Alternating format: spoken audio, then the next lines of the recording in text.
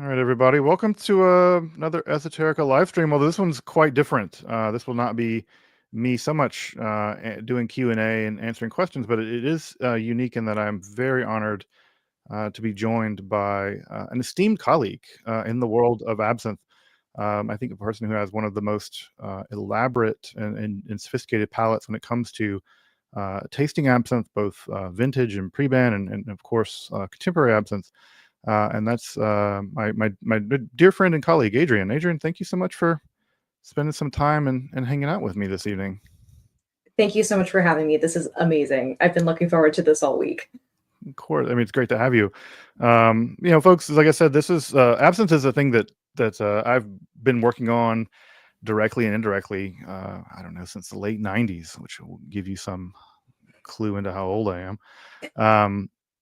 But it's a passion of mine. It's a passion of Adrian's, and so we thought, let's just hang out for an hour and chat absinthe. I had the great honor of having Adrian review the absinthe that I recently produced, Absinthe Isabella, and really happy to get a great review. I mean, again, it's not payola, right? I'm not getting a review just because Adrian's my friend, but it's like Adrian's like, yes, some things are great and some things are, it could be better, and it's not a perfect absinthe because there aren't perfect absinthes. No such thing. No such thing. And so I was really appreciative of the fact that the review was both really deep, and I'll put a link in the description and the pinned comment to Adrian's review. But it was great to also Adrian's been tasting prototypes that I've been developing, and so it was great to hear that that things have arrived in a way that you appreciate. Any extra thoughts after you've had it, the Absinthe Isabella a couple times? It still haunts me. I will have moments where I'm at work at my day job, and I'm just like, go to your happy place, have a glass of absinthe that you enjoy in your head, and then just get through this. And this is one of the ones that comes up, especially the aroma of it really lingers. That buttery note, I cannot get over it. I don't understand. Well, we talked a little bit about this before the stream actually started, but I've never experienced a buttery note like that before, and that was just so unique. Yeah, I'm glad you picked up on it, and also like this absinthe is rather earthy. It's not so much of the anise bomb, and I think you and I like those kinds of absinthe. Like sort of like the Edouard style. It's like being punched in the mouth by a spring day, kind of absinthe. Yeah, and we were talking about this behind the scenes. Is that folks may not know this, but traditionally there are lots of different ways to making absinthe. There's entire sets of protocols, and they're regional. So absinthe made in Pontellier is different than absinthe made in Cuvée. Absinthe in Cuvée is different than absinthe made in the south of France in Nice or in the Loire Valley. And the kind of recipe that I structured Absinthe Isabella around is a Montpellier absinthe, which for whatever reason that style has not been picked up yet by the wider world of absinthe producers. And I don't know why, but I think the secret to that buttery, earthy note is the angelica and a little bit of coriander. So I think that's I do love coriander. Yeah, I love it too. I think coriander is great. Again, as a person who also likes the more earthy gins, I think that yes, that's where that's coming from. I think a little bit the coriander. Yeah, the coriander's there. Obviously, coriander is an essential ingredient in gin, but sometimes I really like the earthier gins. But I tend to favor more toward like the cleaner and the more floral gins more so than the earthier ones. Mm-hmm.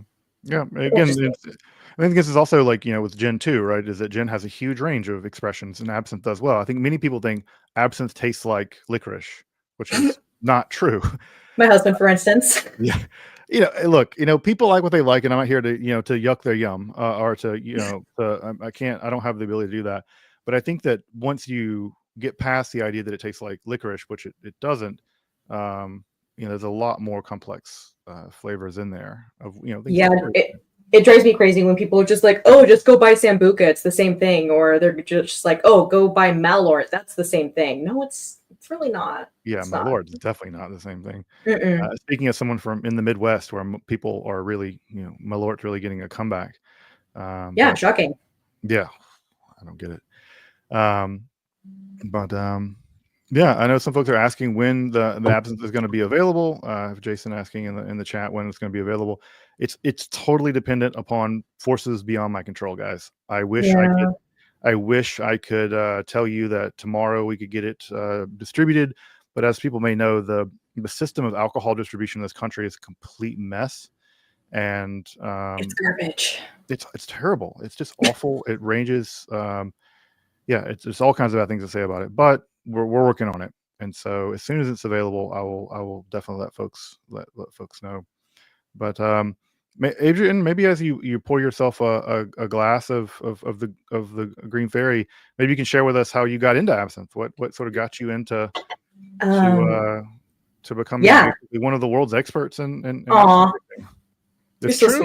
sweet. Look, you know, you can be modest and you can be overly modest. I think you're being overly modest. I mean, you're Aw, definitely one of the leading people to to be driving the absinthe renaissance into this aw, time period. So I appreciate all the work that you do and all that's the so reviews sweet. you make. It's great. So I really appreciate it. Thank you. And but yeah, how'd you get interested in this? So when I was probably way too young to be watching it, I did watch Bram Stoker's Dracula when I was about 11, and I saw the very famous absinthe scene, Mhm. and I'm just like, oh my god, what is this? I was 11 years old, and my curiosity was piqued. I was just like, what is this? This is gorgeous. It's green. It's beautiful. It changes color. It's it seems like really seductive and gorgeous. And so I looked it up, and at this time, let's see, that was probably around 2005. So that was 2 years before the ban was like actually lifted. Oh my god, that's so good. Sorry, I just had to go in for another breath of it. Mhm. So, um, I looked it up and found that it was still banned in the U.S. and that kind of research was underway. They were still trying to. I think they had just lifted the ban in Switzerland and in France, but hadn't lifted in the Mhm. U.S. yet. And so, by the time I became of drinking age, I had done a lot of research about absinthe off and on, and was just like, okay, this stuff is fine. And also, I wasn't really seeing any reviews of absinthe on YouTube. And I'm just like, you know what? I love absinthe. I kind of want to explore this as a category of spirits. Let's do absinthe reviews, because one of the best pieces of advice that I took a long time ago in regard to my YouTube channel was make the content that you yourself would want to see. Mhm. So I decided to start doing absinthe reviews, and all of a sudden, people were flocking to my YouTube channel for absinthe recommendations, and people were asking me, "Oh, hey, what do you think of this brand? What do you think of this brand?" And eventually, owners of absinthe brands started sending me brands to review as well, and I've actually consulted a brand about their absinthe too. It's still in development; it has not hit the shelves yet, but they consulted me. They consulted me about how to make their product better, which is shocking. I never thought 9 years ago when I started doing these absinthe reviews that I would be here. So thank you so much to everyone for the support. That was a wild ride. Yeah, and I think we're still in the early days of the absinthe renaissance. I really do think that the world of absinthe cocktails is still growing in leaps and bounds, and yeah, I think that American absinthe, especially, is it really in its infancy. I mean, the Europeans have really done Yes. well with Grenoble, of course, Ted Bro and the work he does, and with the Jades, but lots of other producers are doing really great work. But I think American absinthe is still we're still in the cradle of getting it right. There's still some room for improvement. I definitely think the first thing that needs to happen is there needs to be more traditionally crafted absinthes that don't have stir anise. Yeah. That would be great. That is something that I would love to see. And then um, there's a couple of smaller absinthe brands in the US that kind of hype up the misconceptions about hallucinations and trippiness and sublime experience, and implying that there's a secondary effect, which there absolutely isn't, as we know.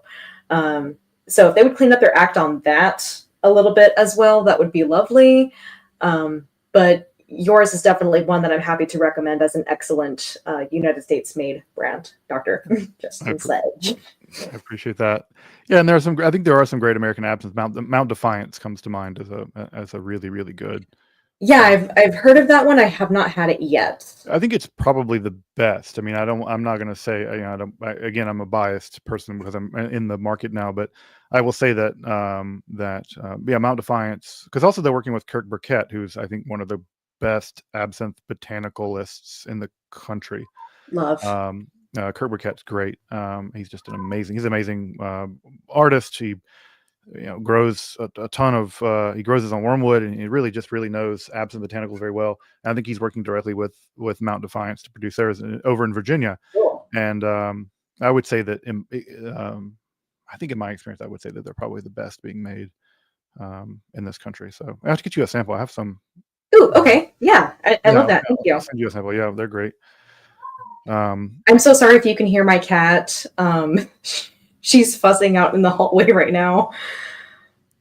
No, I think that it would be weird if you didn't have a cat somehow. Yeah, I do have a cat. She's been doing this thing for the last couple months where she's just been picking up one of her crinkle toys and yowling and then batting at it and crying. So that's what she's decided to start doing now that I'm doing this. She's like, Mommy's not out here playing with me. I have to draw attention to myself. So it goes. Some folks are asking in the chat about where in Virginia. I don't know where Mount Defiance is made. I think it's kind of in the boonies a little bit. I think they're actually a meadery who also does some distilling. But And this is the Lush partway through. It's a little murky, but I still love it. It's gorgeous. It's not quite there yet. yeah, it's relatively slow to Lush, and the reason for that is it's simple. Like Lush is all about tails management, and this absinthe is only 2 generations old. And I think that it will only get better as we produce more and more generations of it, and we'll definitely get a more powerful Lush in the process. A couple of super chats come through. Just want to grab these real fast. Ooh, super chats. Thank you. Yeah. Thank you, brother. Good to see you. Happy New Year to you. And Sean, who has the great Macho Man Randy Savage of blessed memory as his icon. I think he's also one of the few people who here, I think in the Michigan area, who's managed to get a bottle of Absinthe Isabella. So I think that's your first absinthe, I believe. So I'm honored that you would take the time to pick it up. So thank you. And also, thank you so much. Anybody who's like repping the Macho Man Randy Savage is I'm on that team. But yeah, like I said, it was a fun project making this absinthe with DCD, the Detroit City Distillery, which gave me total latitude. I mean, it really was amazing to be able to walk into their distillery and take full reign. Okay, yeah, it's like, hey, you do your thing, So, so maybe for folks who are maybe not so familiar with absinthe to see sort of what Adrian's doing, is that absinthe is a concentrate, right? You should think of absinthe as more of a concentrate of essential oils, and part of what you want to do is add water to those essential oils to liberate them, and that's part of what's going to give brings it out of suspension. Yeah, it brings those oils out of suspension. That's what to give you all the mouthfeel and the flavor. And if your absinthe doesn't do this, run the other way. Yeah, if the absinthe doesn't louche, if it's not milky green, once you've added the appropriate amount of water, and I think I recommend about a 1-to-3 ratio. Yes. Adrian's also drinking out of it looks like a 19th century yes, it is. Glass. Yeah. Yep, this is a 19th century Pontellier glass that I actually found on Etsy, paid about $100 for it. And those of you who are familiar with my single Goddess in a Glass, this was the basis for the glass on the cover. Very nice. Very nice. So real talk, is absinthe considered kosher enough for Orthodox shul kiddush?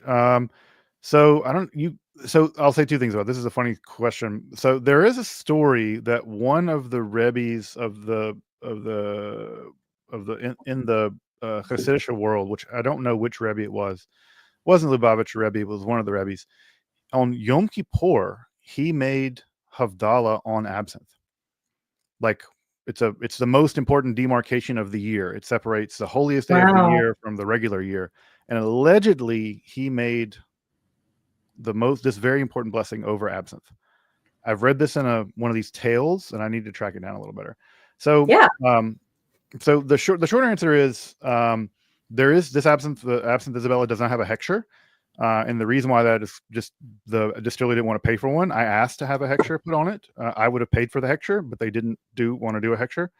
But the still that we made it on has never had any grape-based products to come through it, and there's nothing in the actual absinthe that is trafe. So it's kosher without a hechsher.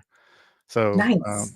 so if that's from enough, I think if you're in an Orthodox shul, they're probably going to want a hechsher and whatever. But I can tell you that it's kosher enough for me. But I did not pay. I did talk to the local mashkiach about getting a hechsher, and they were like, basically, you just got to pay the money and have us look at it. Yeah. And I was like, the distillery didn't want to do it, and so I'm a subcontractor, guys. I can't make the distillery. Can't make a distillery. Yeah. So I think I added not quite enough water, but that's okay. You can always add more. You can't take away. Yep, that's the important thing about doing absinthe is you have to make sure that you cut it off at the right moment. Yeah. It's a good question, Mariana. Adrian, how often do you do sugar? Practically 0% of the time.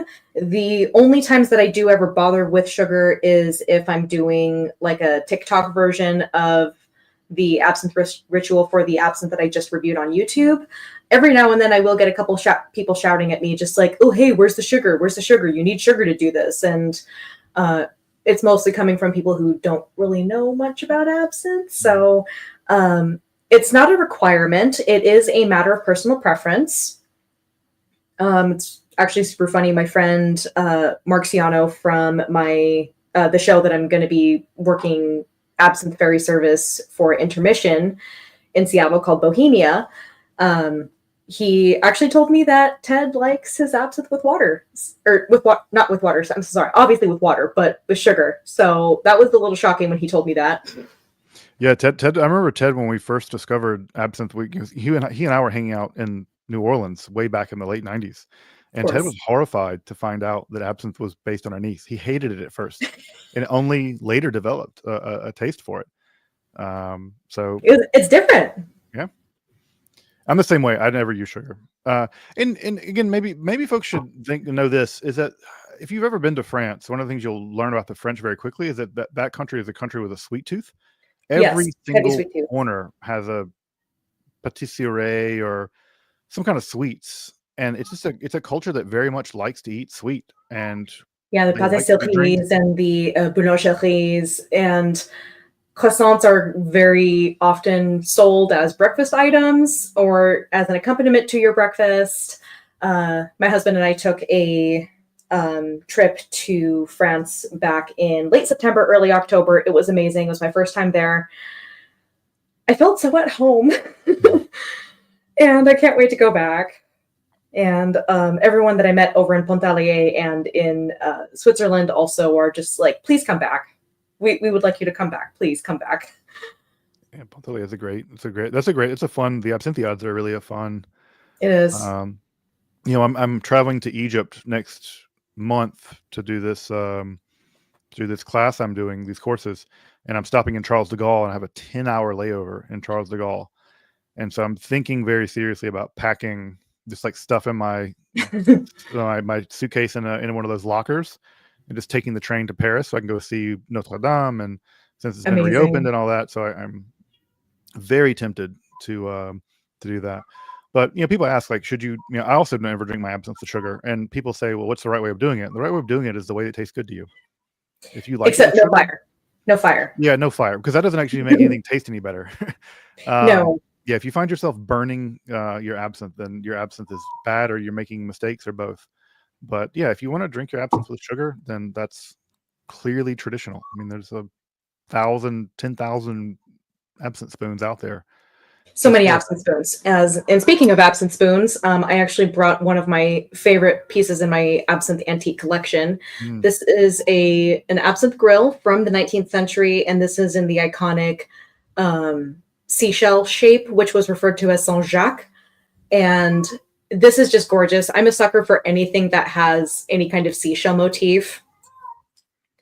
And so this is like one of the crowning jewels in my collection. I love it. No, those grills are really beautiful. They're great. That's an especially nice one, actually. I really like Yeah. that style. And I also do polish it every now and then just to keep it looking nice and pristine because it's so pretty. Nice, nice, very nice. Someone's asking about where. Someone said I just saw a thing in the chat about where is a good place to drink in Detroit. The place I go to is Bumbo's. It's in Hamtramck. So if Ooh, you're, okay. yeah, it's a great spot. So I don't see who asked about it, but if you're a person who wants to drink in Detroit, I would go to Bumbo's. Yeah, do it. So I'm actually going to just step away for just a moment. I'm going to get my cat in here so she'll shut up. We'll grab this super chat. Would you expand on emulsion fluids and human blood being likewise? Precious, honey. I'm not quite sure what you mean, Time. I'm not quite sure what you mean, like in terms of just like essential oils. I don't know if that human blood has much of the essential oils in it, but yeah, I'm not quite sure. If you can clarify a little bit in the chat, I'm happy to pick this question up a little more. Okay, I'm back now. Great. I'm glad your cat is less perturbed. I'll give you an example of one of my favorite spoons in the history of absinthe that Ooh, I have. yes. Is this is the famous yes. The Eiffel Tower. This was I have a replica of that. It's such a great spoon. This is made in 1889 to commemorate the world's fair that happened in Paris, and it has the Eiffel Tower here, and it's stamped 1889. Beautiful. And it's funny because this spoon is relatively rare now, but it was just meant to be a souvenir. This is the kind of thing that someone paid a franc for, maybe. Yeah. And now it's a relatively rare absinthe spoon. One of my also favorites in my collection is this one made by Kurt Burkett. It's a wormwood leaf. Oh, that's beautiful. Made in I think it's 995 silver. And there's a tiny mint mark that has my name on it and Kurt's name on it. Oh, that's so cool. So this is a really precious, what a cool, like, again, I never drink absinthe with sugar, so it's just like an art piece. But yeah, it's an art piece. It's a collector's item, and I received not one but two antique absinthe spoons as gifts when I was in France. One of them was one of my followers, and then the other one was from Patrick Roussel, who I met at the Absinthiades. Very sweet man. He literally like walked over to his booth for a second and then came back with this antique absinthe spoon. It was the Fleche design that had the arrows. Mm-hmm. And he was just like, here, take it. And I'm just like, are you sure? I'm willing to pay for it because I don't want to be one of those influencers who's known as like, oh, give me all the free stuff. I want to at least make the offer to pay for their wares. And so, sorry, my cat just escaped from the room and started fussing again. Yeah. No, and folks may notice that Pascal Roussel has I think the most extensive private absinthe antique collection in the world. Yes. Like he basically has he and his son have basically a museum in their home. It's insane. I still cannot believe half of the stuff that's in there. It's just like, whoa, that's wild. Yeah, it's like they have like they have. I mean, it's like they have an entire cafe, like dozens of absinthe cafes in their home. It's amazing. I've never seen it in person, but I've seen pictures of it, and it's legendary. It is. So yeah, hopefully one day I have video of it, but unfortunately, I can't send video via Reddit Messenger. So, yeah, I really wish I could send you the video. You have to email it to me. Yeah, it's really, yeah, it's an amazing collection. So, but, yeah, I'm trying to think how I got into absinthe. Actually, Yes, please tell us. I think, and this is going to sound terribly pretentious. I think it was when I was teaching myself French, and when I was in my like late teens, and one of the people I was learning French through was translating uh, Arthur Rimbaud, and Rimbaud Okay. mentions absinthe all the time, and I think it was at that time actually, not long after that. This is like late. This is like mid to late '90s. Is when the Perfect Drug video by Nine Inch Nails came out. Hmm. And that video, whatever you can say, that it sort of perpetuates a lot of the stereotypes about absinthe making you crazy or whatever. Unfortunately. Yeah. All due deference to Trent Reznor. But yeah, it's just like having seen it in this music video, then having read about it in these kind of crazy poems of Arthur Rimbaud, it just sent me on a rabbit hole. And eventually I found myself on one of the days of internet forums, which are, long since flown the coop. And that's where I met Ted Bro, and I grew up in Jackson, Mississippi, so I was only 2.5 hours away from New Orleans. So we just go Ooh. back and forth, hanging out with Ted, and yeah, we ultimately got into sort of doing this absinthe thing. So I think that I'm pretty sure it was the combination of um, uh, absinthe and absinthe and Rimbaud and absinthe and seeing this Nine Inch Nails video that like got me into it. Yeah. So whatever It's got. very fascinating to see it. Just like, wow. Well, the first time that you lay eyes on it and realize what it is, you're just like, this is cool. I like this. Yeah. No, I remember when Ted and I were doing some of the really early experimentations around trying to do the retrofitting, like just the reverse engineering. I remember we tried some of the vintage absinthe, which was at that time. I think the bottle he had was a bottle of Pernod Ricard from Tarragona from the 30s. And I remember us taking a sample, taking a drink out. In fact, I think it was the first alcohol I ever tried. Was a sip of Pernod Ricard from the 30s. Which, speaking of which, in fact, I just speaking of artifacts and things that I have around, this is in fact a bottle of Pernod Ricard from the It's 1930s. gorgeous. So, also, it's neat. This one's neat because it still has the rear label, which almost always deteriorates. So this still has Oh, the rear that's so label. cool. That was just quite cool. But but yeah, I remember like there was a moment where I was, Ted and I were talking. It was late at night. We were in the Pirates Alley Cafe in New Orleans, which is like I've been there. yeah, it's a great place. It's a place to drink absinthe. So the alley right behind the big cathedral, and Ted and I were talking like, yeah, we're part of a pretty small club of people. Like, who know how many people in the world living have had like absinthe? Who actually knows what it tastes like? And that was sort of the trajectory on the journey to. Amazing. And of course, Ted's done incredible, He positively has. incredible things. So, As a matter of fact, I worked a little bit in his distillery when I was in France. oh yeah, and Combier. Yeah, That's I pretty cool. helped with making product, specifically the CF burger. Ted That's my actually favorite. tasted it, of course. Yeah, Ted actually tasted it, and he said that Kenny and I did a good job of helping with it. It tasted great. He is excited to see how it ages. So the October 2024 batch is nice. is the one that I had my fingies working on. Very cool. Very cool. That's a cool distillery too, though. It's like It Gustav is Eiffel, beautiful. like all the Eiffel like ironwork. Like folks may not know this. The Combier distillery at Saumur in the Loire Valley was designed by Gustav Eiffel, and so it's like working in a distillery that is the Eiffel Tower. It feels like It's the Eiffel beautiful. Tower. Yeah, it's a beautiful distillery. And yeah, I was ascending the steps and I went to the upper level, and it was definitely very hot up there. So I did not spend very much time up there because I have low blood pressure, and any kind of hot environment, I got to get out of there.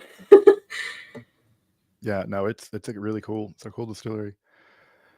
Imana asks about the Lilith bowls. They are all here. In fact, you can see them. There's some of them there, a bunch of them on the floor, but they're all here. So they will be available probably next week. So Amazing. I'll be letting folks know I have 50 of them, all hand done, all hand inked. I custom wrote the So Aramaic cool. incantation myself based on actual Babylonian, Aramaic. I have all 50. They'll be ready. They should be available sometime next week. So, but there's only 50, and the ceramicist that did them, I'm pretty sure, and she had to hand letter every single one. Wow. So I'm sure she's dreaming in Babylonian Aramaic. Something like that. Uh, Yeah, literally when I tell people about your YouTube channel and everything like that, when I recommend it to people, I'm like, he's literally a real life Professor Stokes from Dark Shadows. He's so cool. the fact that I can be compared to anyone from Dark Shadows is like the best. Like I can be in the world of Barnabas Collins and like lurking around the fog of Rhode Island. Oh, so beautiful. Maine. Yeah, it's funny because it takes place in Maine, but it's all shot in Rhode Island, all those big mansions and stuff. Yeah, so the exterior shots were shot in Rhode Island. The main house is a place called Seaview Terrace. The outside of it is what we see for the outside of Collinwood, but the inside of it was never used for any of the shots for Dark Shadows. It was all in a set in the ABC studio. Yeah, I love Dark Shadows. Like I can still. I also love Dark Shadows. It's the best. It's just like I can just like cute. Like I can hear that music, and I'm like, all right. Like We're doing this. Yeah, it's like the fog rolls in, the werewolves, the crypts, Barnabas Collins, so good. Yeah, so good. And Kenny and I finally finished watching the original series. And, you know, he has some thoughts about it. He's just like, oh, there's a lot of inconsistencies. There's a lot of incongruities, blah, blah, blah. It's a soap opera. They can't keep track of their own stuff. No, and they're basically making it up as they went. Literally, that's how they kept the show going. And, oh, man, I really wanted to go to the Dark Shadows conventions when most of the cast members were still alive. But unfortunately, several of them have passed away in the last few years. Very sad. Yeah, so some people are probably looking at me and being like, oh, she's too young to have been watching Dark Shadows. No, I actually watched reruns of it on Sci-Fi in the early 90s. Yeah, ditto. I remember like staying up until I think it came on really late or something. It was like 11 o'clock at night or whatever, and it would come on. Yeah. And also I remember like when I was a kid, they would show it in reruns weirdly in the morning, and it would just randomly stop in places, and whoever was like curating it wasn't actually playing it all the way through. Huh. And so it wasn't until years later that I was like, okay, I want to actually find out what happened with the werewolf part. Like, so I have the entire series actually in the giant coffin case that's this tall. Very cool. Yeah, the entire series, even the beginning before Barnabas actually comes in. Of course, yeah, because Barnabas doesn't come in until episode 200 something. Yeah, he's pretty late into the game. Yeah, it was on the verge of being canceled until Barnabas came into the picture, and that saved the show. It's so great. Yeah, that show is like, yeah, it's funny. I've had entire relationships that have been just like watching a certain thing. Like I remember I had a girlfriend in graduate school, and for whatever reason, our entire relationship was basically watching everything of David Lynch. Like we just watched David Lynch stuff constantly, and like once it was over, we were like, okay, I think we're done. And it was like, okay, moving on to something else. Yeah, moving on to something else. Like, you know, you're my David Lynch girlfriend, which is a very unusual kind of girlfriend to have, as a David Lynch girlfriend. But especially considering you weren't in the Pacific Northwest. It's true. But when the new Twin Peaks came out, I texted her. I was like, all right, Twin Peaks is back on. And she was like, that's funny. It was like the most hilarious joke. She's like, no, I'm like, but yeah, I will say that it is a pity that it's not more like Absinthe and Dark Shadows. That feels like a perfect place for there to have been. I love drinking absinthe and watching Dark Shadows. It's such a great experience. Yeah, that is a good one. But yes, you're the real life Professor Stokes. It's funny, like with Nosferatu out now, I've gotten like lots of comments being like, so on Franz is you, right? And I'm like, it might be. It might be. Asking if I do an episode on cunning folk. Yeah, I probably will. Yeah, I need to do an episode on cunning folk. There are a couple good cunning men manuals, but also we know a little bit about cunning women as well. So yeah, I'll probably get to that at some point. Love. Um, Yeah, it's amazing how there's some kind of variation of that throughout the different cultures. Like, um, so part of my family comes from Mexico, and then the other part of my family comes way back to France, right?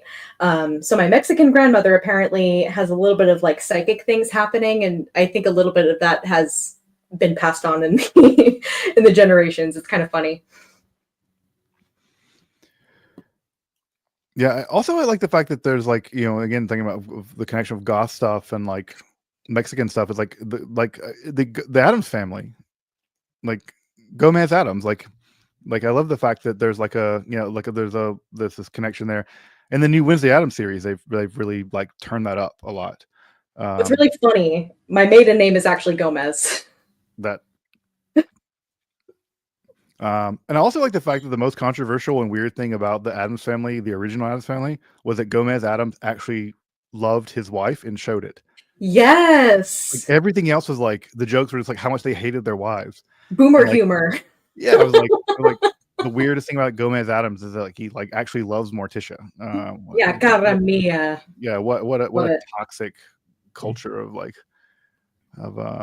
Yes, I'm pouring another glass because it's just too good. I'm glad I you can't like resist. it. I'm glad you like it, Adrian. It really does mean a lot to me that you again when we work on something like we have, and our friends and colleagues like it, and you're like, yes. It's like when you get the good review of the book by the right person, you're like, all right, I can rest on my laurels at least for a moment. At least for a moment, yeah. At least for a moment.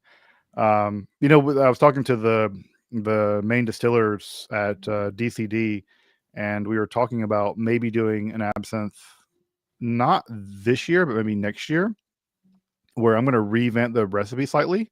Okay. And color it with hibiscus. Make a red one. Oh, I love the rouges. They're so beautiful. Yeah, they're so beautiful. And there's not I don't think there is actually a rouge absinthe in the States. I don't know of one. There might be one. I think it is the Toulouse-Lautrec absinthe. I think those are made in the States. That could be you would I trust your judgment more than mine. But yeah, I would love to do like a red absinthe, like an actual rouge, because I do. But I can't guarantee that it was naturally colored. Yeah, that's a pity. But yeah, we would do one with hibiscus, and actually like get it like a traditional rouge absinthe. Yeah.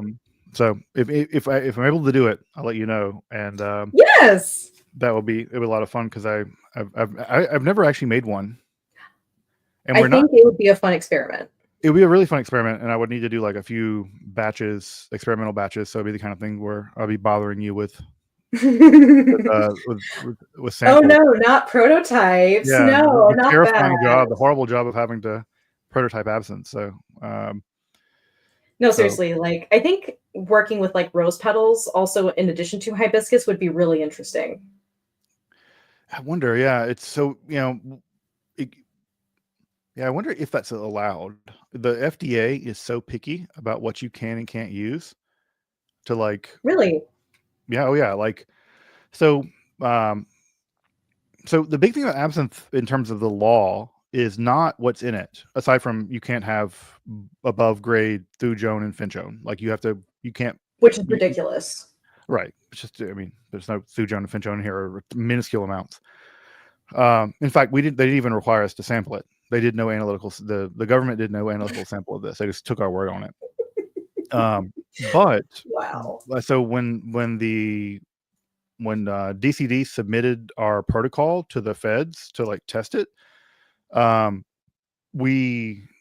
he put in. I told him the exact language to use because the feds care about the language that you use. They don't care about anything else. Yeah. And he said colored with. And colored with Artemisia pontica, and you cannot say that. You have to say infused.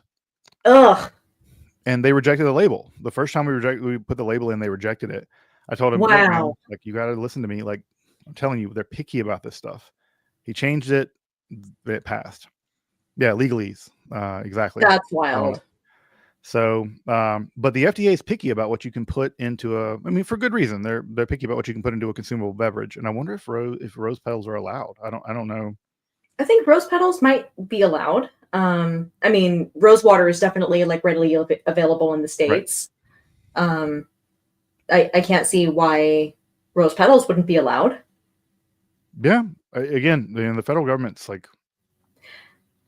And then on top of that, with the Absinthia absinthes, with her Absinthia Absinthe Bleu that she released last year, it was actually naturally colored with butterfly pea flower extract, which she had fought with the FDA for years and years to actually get it approved. And finally, she was able to release her absinthe. That was the first naturally colored blue absinthe on the market. Yep. And I will say that, like, I really like that one, and I like her vert, but I've seen her blanche be inconsistent.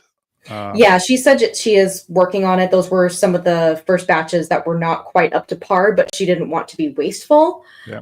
From my understanding, the taste is still fine. It's just that the louche isn't necessarily there. Louche. Yeah, it's weird because the vert's not like that, and the blue is not like that. But yeah, I'm not sure what. And again, like, it's all about I love the phrase tails management is a thing we can say in the absinthe world. Like, it's like it sounds like some weird euphemism for something else. I'm like, yeah, it's like, yeah, it sounds a little like a different entendre. Like, he's bad at his tails management. And I'm like, oh, like, I'm like, yeah, tails management. Yeah, that's it. Yeah. So, but I mean, what do you want to see in the American absinthe market? I mean, or what kind of absinthe do you want? You know the lay of the land very well. What do you want to see emerging in the specifically American market? Because it's hard for us to get European absinthe. We have to order from Alandia or whatever, and it's expensive. Shipping's expensive. Like, if we get more domestic stuff, what are you curious to get more access to? So I would love to see more distribution to the other states. Hopefully, I mean, that was supposed to have been addressed within the last couple of years, but I haven't seen anything about it, like any progress happening with that. But I would also like to see star anise like not be a thing with traditional absinthes or things that claim to be traditional absinthes, because to me, it's just a lazy shortcut. It is, unfortunately, it is really abrasive, and you can really tell when star anise is in there. Yeah, you and I are very much on that team. I think we are. Yes. I mean, I'm not saying that we're objectively right, but we're objectively right about this. This is a hill I will die on. Yes, I will also die on that hill. Star anise has no place in absinthe. Yeah, a comparison that I like to liken it to, or an analogy, if you will, it's the frog's breath of the absinthe world. So in The Night Before Christmas, but when Sally is trying to poison the doctor with her soup, and she's just like, oh, frog's breath's going to cover up anything bad in here that might make him think that it's poisoned. So kind of similar thing with star anise. I feel like people use that, one, as a shortcut because it's cheaper, two, to intensify the effect of the louche, again, for cheaper, but it's not going to be the same. And then three, to cover up any evidence of bad distillation, because even though the star anise is very abrasive and forward and really dominates the flavor profile, unfortunately, in the aftertaste, you cannot cover up bad distillation. I'm so sorry. You can't. You can't. You really can't. I totally agree with you. And, and again, with all due respect to St. George and to Third Stage. Yeah. So the other local absinthe here made by Two James, I've brought this concern to them, and I agree with you that star anise has no place in fine if you want to slap like a pastis label on it and be like, oh, here's our pastis, but star anise doesn't have any place in absinthe. I'm sorry. Yeah, I agree. So that's at the top of my list for things that I would like to see in the American market. I would also like to see more education in the American market, because people are still, even my coworkers are just like, wait, isn't wormwood illegal in the US? No, it's not. I often have to explain to them that vermouth was not banned for over 100 years. Mm-hmm. It was never a problem. And then, and I would like to see some more innovation. So, like the butterfly pea flower absinthe that we discussed earlier, that's a really good example of a traditional absinthe, but with a new twist on it. Mm-hmm. And then seeing more genuine rouge absinthes on the market would be really, really cool. I can imagine like making an absinthe cocktail that's made with like a rouge absinthe and like grenadine and some other elements thrown into it. Ooh, that would be delightful. I agree. I would like to see more blanches, actually. Or blanches, okay, Yeah, that's fair. because I think that in my opinion, I think you can judge an absinthe more on the blanche than you can on the vert, because the coloring herbs are so powerful, especially in in fresh absinthe, Yes. that if you want to taste just the perfume of the absinthe, taste the blanche. And this is why I really love the fact that Grenoble, who I think makes one of the best absinthes next to the Jades, Grenoble releases a blanche and a vert, and I mean their blanche is pure perfume. It's fantastic. And what's really interesting about their blanche is that she's a little sassy. Yeah. Oh, it's a punchy she's absinthe. definitely sassy for a blanche, and I really like that. Yeah, I mean, it's a very punchy absinthe, and I feel like, and again, to your point about that, you can use star anise to cover over defects in distillation, and in fact, in some ways, you can use coloring herbs to cover over defects in distillation. That's a good point. But with a blanche, you can cover over nothing because it's just a distillate. Yeah, it's just the distillate. There's no secondary flavors coming through. Right, and so I think that it's a great place for like. Especially for people who have a really refined palate, and people who drink a lot of absinthe, like we do. Yes. The blanche gives you a much clearer picture of the distiller's process, of their thinking, of their product, et cetera, et cetera. So I'd love to see more blanches. But speaking of which, I actually did taste the CF burger uncolored. Oh, really? I would love to try that. Yes. Unfortunately, it was still warm, but I still got to taste it. Was it fresh off the still? Yes, it was fresh off the still. It was still warm. Ted was just like, "Here, taste this," and I'm just like, "Okay." Yep. And they took a taste of it, and I'm just like, "Wow, that is different." Yeah, it's so different. Yeah, I should read it. I'd love to get. I've never actually tried the CF burger, or I forget the American name for it. It is CF burger for the American name. It's for the American name because they can't do that in Europe. I think it's. Yeah, unfortunately, in Europe, it has to be labeled as VS 1898. Right. So the American version has to be called CF burger. Yep. Yeah. So I should write him, see if he'll send me a liter of the. If you ask really nicely and do the puppy eyes and pout a little bit, he might indulge you. I go back with Ted. Hopefully I should not have to jump through any hoops to be like, "Hey Ted, next time you're cooking the burger, just save a liter." So it's a question about the absinthe. We mentioned that the Lush had something to do with the generation of absinthe, and it would develop in the future. Yeah. So this goes to the question of tails management. So the way that you make absinthe, and I'm not just disclosing anything, is that when you make absinthe, unlike when you make whiskey, when you make whiskey, typically you cut the still pretty much at the end of tails. And when you cut the still at the end of tails, well, everything else becomes sour mash, depending on how you do things. In absinthe, you run the still all the way till almost dry. And you're basically at the end of the process, you're pulling hydrosol, which looks like milk coming through the distillate. It's really cool. It's really cool. I mean, it looks really weird, like milk dropping out of the distillation system. And that is where all of those essential oils are really packed. They're actually at the very end of the process. And what you do is you collect all those tails and then you add those back into your next batches. And as you get more and more, those get more and more and more and more concentrated, so that the juice coming out from the front now is more packed with those essential oils. Now you have to be careful because you don't want to add too much tails so that you're just distilling a bunch of tails. You get this sort of wet, cardboard, dirty flavor. Yeah, I've actually seen like a really, I don't want to call it a bad batch, but one of my friends who's over in Chicago, he actually sent me a video and pictures of a bottle of CF Burger that he got that was swampy.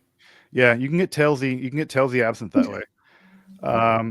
And Vu Pontellier made this mistake badly as well. Oh, really? Yeah, their tails Huh. management was they just at some point they were mixing 50-50 tails to Oh, dear. and so the trick is you have to find a way of balancing out the amount of tails going into every batch so that you're getting a really powerful getting a powerful enough louche, but also not getting those tailsy flavors. And that's Right. about how you manage that ratio. And of course, like this, I'm drinking, my absinthe right now. It louches like It this is luges like it should. it's a solid louche. But as you get more and more generations of that, you have a lot more control over how powerful the louche is, and that's just it's an artifact of producing absinthe. And also, people don't really realize is that this is the thing that modern absinthe makers don't realize is that the major houses like Pernod Fils, CF Burger, Pernod Ward, they use the Solera system. They were blending their absinthe every year because botanicals aren't Mother Nature is not consistent. She doesn't give you the same wormwood every year. And so you have to blend your absinthe every year based on your botanicals to get a consistent product. And that also means you have to distillate every year, but it also means you have to blend tails with every distillation. And this becomes a very careful dance of how you mix these different elements to get a product that is consistent and good, and et cetera, et cetera. It's really interesting because a particularly notorious absinthe brand that shall remain nameless because I've called them out in a video and I want to legally protect myself. They actually did boast about all of their batches having exactly 10 parts per million of thujone, and they're terrible. They really are terrible, and they're just like, oh, is there a problem with consistency when they were called out about that? But obviously, herbs are going to be different across the board as things go. So there's no way to achieve that kind of consistency with every single batch that you do. No. And also, the thujone stuff is nonsense. It is such nonsense. It's so ridiculous. You would not believe how many people are just like, oh, which absinthe has the most thujone? And I'm just like, it's not going to do anything any different than any other absinthe, dude. Stop. Please stop. Yeah. It's always dudes, right? It's always dudes. I'm like, look, if you want to do drugs, like, there's good drugs out there. Yeah, just take some shrooms, bro. Like there's you can get research chemicals for ACO DMT all day long with some Bitcoin, and you will trip balls and have a great time. Absinthe is not that. It's not what that's about. Not at all. Yeah, if you want to have, if you want, take some golden teachers. That'll get you to the spirit world far faster than absinthe ever will. Yeah, call me crazy. I like sitting at home with my absinthe and studying my sheet music, and I also love serving absinthe at my shows. It's a great time. People are just like, wow, absinthe isn't gross. Shocking. Yep. I'm going to address this question. John is also a distiller with a Blanche. John, I have you a bottle. I know you're a long fan of the channel. You're a real absinthe enthusiast. I have you a bottle. Reach out to me so I can get it to you somehow. We can figure out how to get to you, because I do know that you have been a long-time supporter of the channel, and you're a real absinthe enthusiast. You're a distiller. You really know. You know what's up. You know what's up. So I want to get a bottle in your hands. I have you a bottle in hand. I just have not had the chance to get it out to you. So please reach out to me. Yeah, Adrian, we got to get you into a distillery. We got to get you yes. That's the thing we have to do at some point. We have to get you into a distillery, get the herbs in front of you, and really get you producing some product, because of all the people that would be able to put themselves into the absinthe ecology with a lot of wit and wisdom, it would obviously be you. And so Oh, I'd love to be able to, I'm not sure how we could do that. There has to be a distillery in the Pacific Northwest that would be happy to. maybe. But, there's the question of money. Oh, but you shouldn't have to pay any money. It should just be like they should be paying you. The money should go the other way, sister. I got news for you. When you have expertise, they pay you. Or they damn sure better. So yeah, maybe we can think about that a little more. Just like look at. I've definitely thought about producing my own absinthe, but it's just, again, I'm not an experienced distiller. I don't really know the ins and outs of a distillery. I have a general idea of what happens in production when an absinthe is being made, but I think my skills are better used elsewhere. Like, I can sing in 7 different languages. I think I can better be utilized that way instead of being just some girl in a distillery. Well, I think it's less of you actually doing the distilling yourself, but more you picking protocol and saying like, hey, I think these are the dials I want to dial. This is the product I want to see made. Make this. But I guess you're already, like you said, you're already consulting on some absinthe, so that's your contribution. Yeah, and it was an American brand actually that approached me, and they just said, hey, the two of us are making an absinthe. We would like to send you a sample and see what you think of it, see on our areas of improvement. And I was able to sample their absinthe on a video call with them, which was kind of surreal. Mm-hmm. And they were just like, okay, tell us what we need. Tell us what we need to do. Which absinthe is your favorite? We'll see what your favorite absinthe is, and we'll go off of that. They were that serious about it. That's great. Again, I think this is just a thing that should be happening. You have the expert palate, and they should be listening to you. And again, it sounds sort of like I'm an influencer. Listen to me. It's like, no, I have you've had well over 100 and 110, 120 different. Oh God, not that much. Really? Not that many. No. How many commercial have you had? Officially, as far as like absinthe that I have reviewed, I have done, I want to say, between 60 and 70 of actual commercial absinthe that I have reviewed. Now, what I've tasted is probably 5 or 10 more than that. Okay, so it's a lot, and also like pre-bands and vintages and stuff like that. So yeah, yes. So again, the amount of people who've had that much absinthe is a pretty small number. There are some out there that have had more than me that have a lot more experience. Yeah, it's like Brian Robinson, some other folks, and you met, I think of someone like Wolfgang Klotz, who you met. I met him at the Absinthiads. Yeah, Wolfgang and I are also sort of behind the scenes talking a lot. His collection is just mind-boggling. Yeah, what was really funny is when I went to the Absinthiads in Pontarlier, I was shocked that people actually recognized me. I was shocked. That's really because you're pretty out there as like the absinthe lady.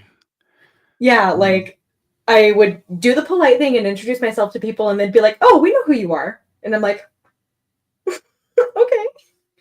It was kind of shocking to me. I wasn't expecting that at all. I was expecting them to be like, "Ew, American girl, get out of here." But thankfully, that didn't happen. No, I think that Patrick Rousseau and Wolfgang and those guys, they're really good. They're really good people. Yeah, I talk behind the scenes a little bit with. So folks may know this. Wolfgang Klotz is probably. I know he has the oldest bottle of absinthe in private hands. He has a bottle of Dubied from 1805. Oh yeah. They're only 2, I think, or 2 or 3. So I think he has a bottle of Dubied from 1805. No way. It's unopened. He's not opened it, but I think he has probably 30 bottles of Pernod Essay. He has I mean, his collection is just shocking. Yeah, he unfortunately was negatively affected by the Absinthe Forger Yep. debacle that happened, the scandal. Yep. If you guys want to know more about that, you can definitely check out my video about the Absinthe Forger on my channel.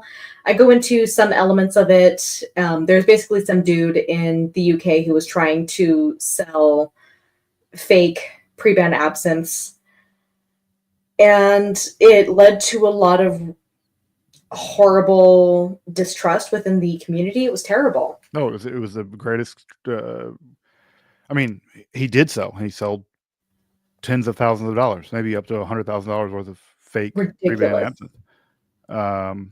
And yeah, it ruined the market. Like these, and there's a really important pre-ban absinthe dealer, Marc Thulier, who was one of the last really reliable pre-ban absinthe collectors and dealers who got out of the market recently, or out of the business recently. And yeah, Wolfgang was also people really associating with Wolfgang.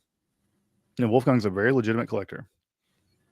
Yeah, he's a sweet guy. He didn't deserve that, not at all. No, I heard it was really bad for him for a while. Yeah, but yeah, that's the thing about, like, when you buy a bottle of vintage absinthe, like something like this, the one thing that I insist on when I buy them is they send me 50 pictures of this.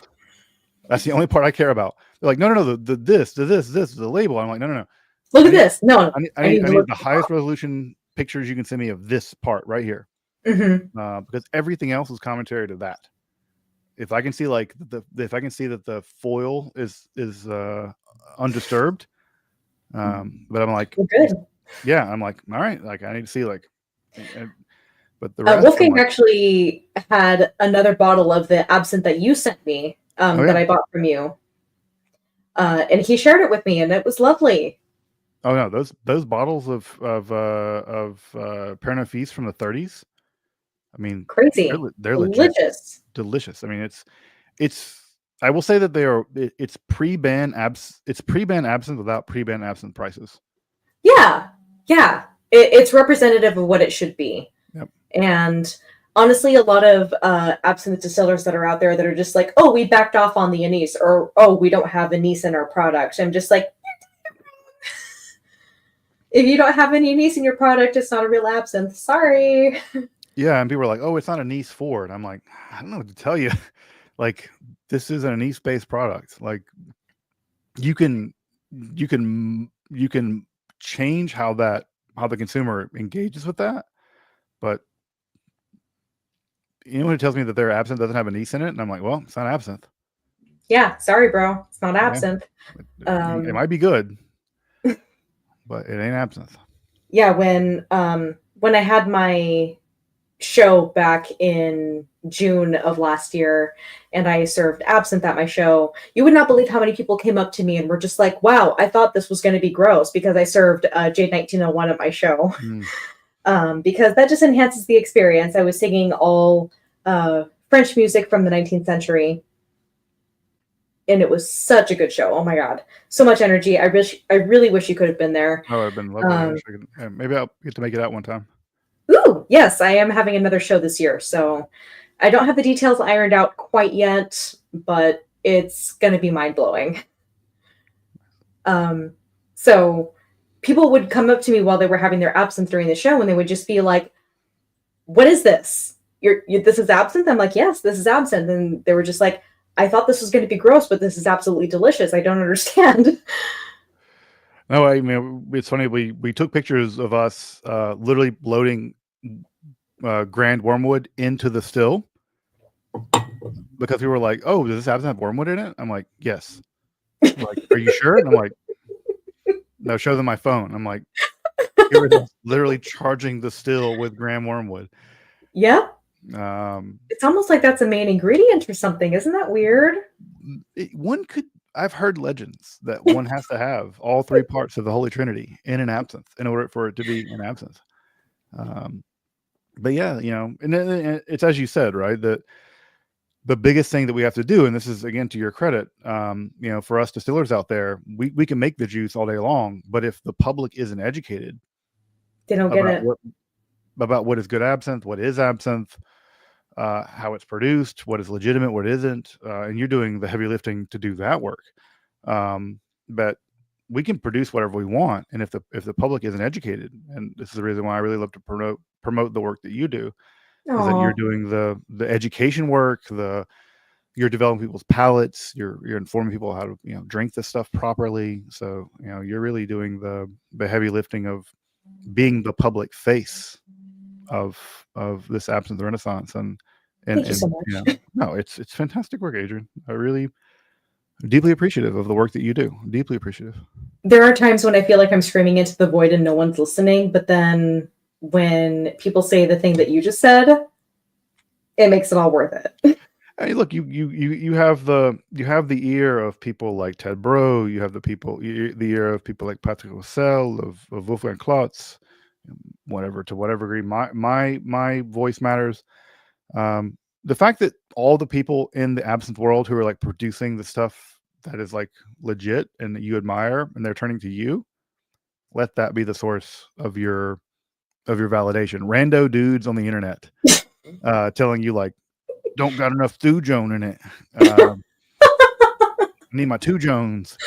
I don't think that. Don't let those guys be who you evaluate yourself by, because you're doing absolutely Even fantastic just work. today, I got a comment questioning. It was my video comparing the pre-ban Terminus Oxygene with the Jade Terminus Oxygene, which was amazing. And someone was just like, "Are you sure you have real pre-ban absinthe right there? That doesn't look like pre-ban absinthe." And I'm just like, "Dude, really? You're gonna do this?" Like, do you know what pre absinthe looks like?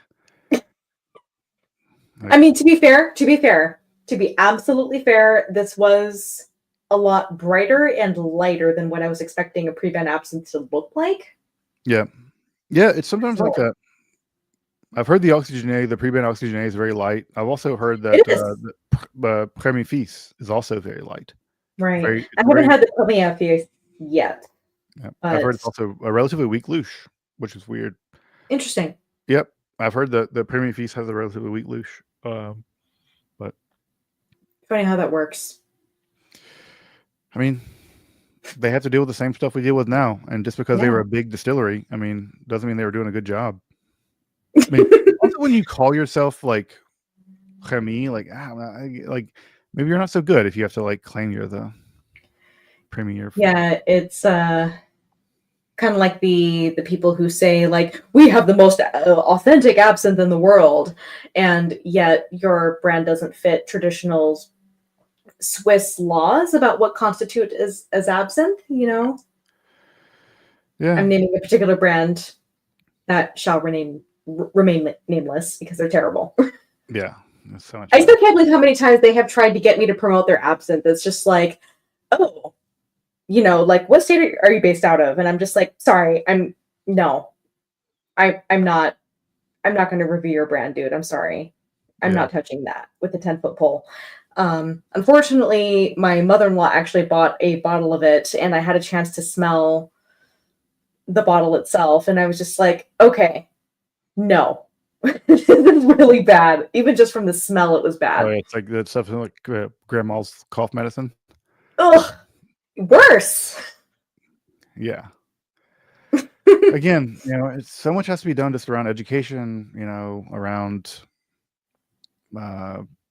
just letting folks know what legitimate products are and how they can access them. And speaking of which, I'm not going to keep you too much longer, but Adrian, how can folks find you? Um, Where can folks find you online? Really, again, if again, folks, it's not just absinthe. Adrian does uh, uh, everything from like opera stuff to like gothic literature reviews, uh, like some goth culture stuff. Adrian really does a lot of stuff that's really adjacent to I think a lot of the stuff that folks will find interesting from esoterica. So I'd really, really, you know, also like YouTube sucks for women creators. Yes, it Women does. creators were just like crapped on by the algorithm. Yes. Whether that's my colleague Dr. Angela Puka or Adrian, like the algorithm is not fair to women creators. And so I'd really suggest, like, folks, if you're watching, go subscribe to Adrian's channel. She produces really high quality content, really engaging. I'm subscribed. I love her content, and I'd really hope that folks also subscribe. And you can find you can just click her link in the title. But Adrian, where can folks find you? So the easiest place to find me is going to be on YouTube at Adrian LeVay, as you see here. And again, like you said, I talk about absinthe and opera. Opera and absinthe are actually probably two of my biggest passions ever. And I do put on shows in Seattle. I'm hoping once a year. My next show I'm aiming for like June or July at the Rendezvous in Seattle, which is my favorite venue to perform at. My next show is going to be, let's just say it's going to be in a slightly bigger performance space. Nice. And by slightly, I mean like double the size that I had last year. Great. So I'm really excited about that. So also my Instagram page at Adrian LeVay is also a really good place to keep up to date on my shows and what I'm doing. And my next big thing I'm doing is basically just doing absinthe service at my friend's show Bohemia in Seattle. It's running from the 17th through the 26th of January. It's a lot of fun. There is absinthe service during intermission and burlesque and classical music. It is so much fun. If any of those things interest you, definitely go. And then Instagram is a good way to keep up with me on my day-to-day things and my shows and everything. That's basically the biggest platform where I announce my operatic performances. So yeah, YouTube and Instagram, those are the best places to find me. Very cool. Well, folks, like I said, check out Adrian's channel, subscriber, supporter. We got to support our lady content creators, because like, the algorithm does not do the job that it needs to do. And I admire Adrian's work tremendously, and really glad to be a subscriber, and really glad to have you on the channel, Adrian. Thank you for coming on and hanging out with me. Thank you so much for having me. This was so fun.